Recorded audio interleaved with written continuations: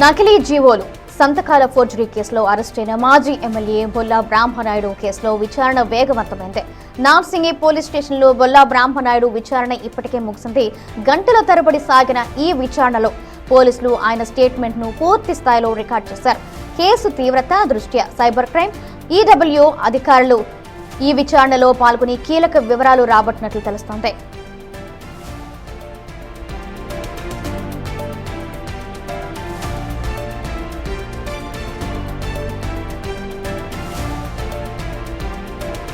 Narsingi PS లో విచారణ ముగియడంతో బొల్లా బ్రాహ్మనాయుడును వైద్య పరీక్షల కోసం గోల్కొండ ఏరియా హాస్పిటల్కు తరలించారు. హాస్పిటల్లో మెడికల్ టెస్టులు పూర్తి కాగానే అక్కడి నుంచి నేరుగా ఉప్పరపల్లి కోర్టుకు తరలించనున్నారు. ఉప్పరపల్లి కోర్టులో న్యాయమూర్తి ఎదుట బొల్లా బ్రాహ్మనాయుడును పోలీసులు హాజరుపరచనున్నారు. రైట్, ఈ ఇష్యూకి సంబంధించి మరింత సమాచారం మా ప్రతినిధి రానా అందిస్తారు. రానా, ఇప్పటి వరకు ఉన్న ఫుల్ డీటెయిల్స్ ఏంటి? బొల్లా బ్రాహ్మణాన్ని తీసుకొచ్చిన తర్వాత దాదాపు 4 గంటల వరకు కూడా పోలీసులు విచారణ చేశారు. ఇట్లా సైబర్ క్రైమ్ సంబంధించి పోలీసులు వచ్చారు, దాంతోపాటు ఈఓడబ్ల్యూకి సంబంధించి పోలీసులు కూడా వచ్చారు. ఆయన నుంచి కూడా స్టేట్మెంట్ రికార్డు చేశారు. దాంతోపాటు ఈ ఫేక్ డాక్యుమెంట్లు, ఫేక్ జీవోలకు సంబంధించి ఇప్పటికే వెల్ది రాధాకృష్ణ ఈయన ఎంతకాలం నుండి పరిచయము, దాంతోపాటు ఈ యొక్క డీల్కి ఎంత మొత్తం పెడదామనుకున్నారు. ఇప్పుడు మాకున్నటువంటి దీని ప్రకారం, ఇన్ఫర్మేషన్ ప్రకారం దాదాపు 12 కోట్ల మేరకు కూడా మీ నుంచి రాధాకృష్ణ కానీ ఇతరులకి అందినాయనేది పోలీసులు చెప్పినప్పుడు నేను ఎవరికి ఎలాంటి డబ్బులు ఇవ్వలేదు, కేవలం నేను బాధితుడిని మాత్రమే, నన్ను కూడా కొంతమంది మోసం చేశారు, అది ప్రభుత్వ భూమని నాకు తెలియదంటూ కూడా బ్రహ్మనాయుడు చెప్పినట్టుగా సమాచారం అవుతుంది. సో దాంతోపాటు ఆయన స్టేట్మెంట్ని రికార్డు చేసిన తర్వాత నేరుగా ఇటు నార్సింగ్ పోలీస్ స్టేషన్ నుంచి ఇటు గోల్కొండ ఏరియా హాస్పిటల్కి ప్రస్తుతం అయితే తీసుకున్నారు. ఎందుకంటే భారీ వర్షం పడుతుందో పక్క ప్రస్తుతం గోల్కొండ ఏరియా హాస్పిటల్కి వైద్య పరీక్షలు నిర్వహిస్తున్నారు. అక్కడి నుంచి నేరుగా ఉప్పరపల్లి కోర్టుకి అనేది తీసుకెళ్తారు. ఎందుకంటే కోర్టు సమయం కూడా మించిపోతుంది, ఇంకా కేవలం 1 గంట లోపు మాత్రమే ఉంది కాబట్టి, పైగా భారీ వర్షం ఉంది, ట్రాఫిక్ జామ్ కూడా ఉన్నటువంటి నేపథ్యంలో ఆయన అత్యంత తొందరగా ఇక్కడ కోర్టులో సబ్మిట్ చేయడానికి ప్రస్తుతం పోలీసులు తీసుకొస్తున్నటువంటి పరిస్థితి అయితే కనపడుతుంది. ఇప్పటికే సో వెంటనే ఇవాళ ఆయనకి రిమాండ్ చేసిన తర్వాత రేపు ఉదయం ఇదే ఉప్పరపల్లి కోర్టులో ఆయన కస్టడీ పిటిషన్ వేయబోతుండగా సమాచారం అవుతుంది. ఇప్పటికే రాధాకృష్ణకి సంబంధించిన అంశంలో ఈ కేసులో చాలా కీలకంగా ఉన్నాడు కాబట్టి ఆయన ఇచ్చినటువంటి స్టేట్మెంట్ ఆధారంగా ఎవరెవరి పాత్ర ఎంతవరకు ఉంది, దాంతోపాటు ఈ యొక్క ప్రభుత్వ భూమిని కొట్టాలను కానీ లేకపోతే నకిలీ జీవోలకి తయారు చేయడంలో ఎవరెవరు భాగస్వాములు ఉన్నారు, దాంతోపాటు సంతకాలకు సంబంధించినటువంటి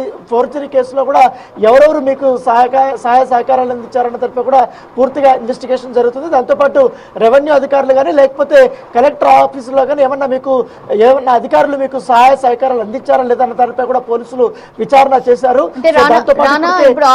స్టేట్మెంట్ తీసుకున్న నేపథ్యంలో దాన్ని బేస్ చేసుకొని చెప్పండి. నకిలీ జీవోలు అలాగే ఫోర్జరీ సంతకాలు ఇలా చేసిన దాంట్లో బొల్లా బ్రాహ్మనాయుడుతో పాటు ఇంకొక 4 నిందితులు ఇందులో ఉన్నట్టు తెలుస్తుంది. మరి వాళ్ళ సంగతి ఏంటి? వాళ్ళపై ఎలాంటి అంటే అరెస్ట్ చేస్తారా? వాళ్ళపై విచారణ ఏ విధంగా ఉంటుంది? వాళ్ళకి సంబంధించి అప్డేట్స్ ఏంటి? అంటే నిమ్మలగౌడ్కి సంబంధించిన 3 అన్నదమ్ములు వాళ్ళని ఆల్రెడీ పోలీసులు అరెస్ట్ చేశారు. మొదటగా ఈ కేసులో వాళ్ళని అరెస్ట్ చేసిన తర్వాతే బొల్లా బ్రాహ్మణాయుడికి సంబంధించిన పాత్ర అనేది బయటపడింది. సో తర్వాత రాధాకృష్ణ పాత్ర అనేది బయటపడింది. సో వాళ్ళు 3 ఇచ్చినటువంటి స్టేట్మెంట్, ఎందుకంటే మొదటగా ఈ ల్యాండ్ అంతా వాళ్ళ పేరు మీద ఉన్నట్టు, వాళ్ళ నుంచి బొల్లా బ్రాహ్మణాయుడు కొన్నట్టుగా ఇట్లా క్రియేట్ చేశారు వీళ్ళు మొత్తము. సో ఈ మొత్తం క్రియేట్ చేసేటప్పుడు ఎప్పుడైతే వాట్సాప్లో ఈ సంబంధించినటువంటి ఈ జియో కాపీలు కానీ, ఈ ల్యాండ్కి సంబంధించినటువంటి డాక్యుమెంట్స్ కానీ, పాస్బుక్లు కానీ ఇవంతా కూడా, దాంతోపాటు హైడ్రా నుంచి కూడా మాకు ఎన్ఓసి వచ్చిందంటూ కూడా అది ఇచ్చినటువంటి ఆ ఒక్క డాక్యుమెంట్స్ కానీ ఇవంతా కూడా వాట్సాప్లో కొంతమందికి థర్డ్ పార్టీకి అమ్మడానికి, అంటే వాళ్ళకి చూపించడానికి, వెరిఫై చేసుకునే రీతిలో చెప్పడానికి వాళ్ళు పంపినప్పుడు అది కలెక్టర్ దృష్టికి వెళ్ళడం, ఆ కలెక్టర్ అవన్నీ పరిశీలించిన తర్వాత వెంటనే స్థానిక గండిపేట తహసీల్దార్ అయినటువంటి శ్రీనివాసరెడ్డికి అది పంపించడము. సో ఆయన దాదాపు అన్ని వెరిఫికేషన్ చేసిన తర్వాత వారు చూపించుంటే ఆ జియో కాపీల్ని అక్కడ ఉంటే నెంబర్స్ కొన్ని ఉన్నాయి కాబట్టి ఆ నెంబర్స్ అంతా కూడా వెరిఫై చేసినప్పుడు ఎక్కడా కూడా ప్రభుత్వం నుంచి ఇలాంటి జియోని రిలీజ్ అవ్వలేదు, అసలు జియోలే రిలీజ్ అవ్వవు ఇలాంటి ల్యాండ్స్ మీద అనేది కూడా ఆయన రూఢీకరించిన తర్వాత మొత్తం ఒకవేళ మళ్ళీ రీవెరిఫికేషన్లో అంటే ఎవరికన్నా గతంలో ఈ 40 సంవత్సరాల నుంచి కూడా ఈ భూమి ఎవరి పేరు మీద ఉందా లేకపోతే లింక్ డాక్యుమెంట్స్ ఏమన్నా ఉందా అన్న రీతిలో కూడా అనేక కోణాల్లో కూడా విచారణ చేసిన తర్వాత డాక్యుమెంట్స్ ఏవి కూడా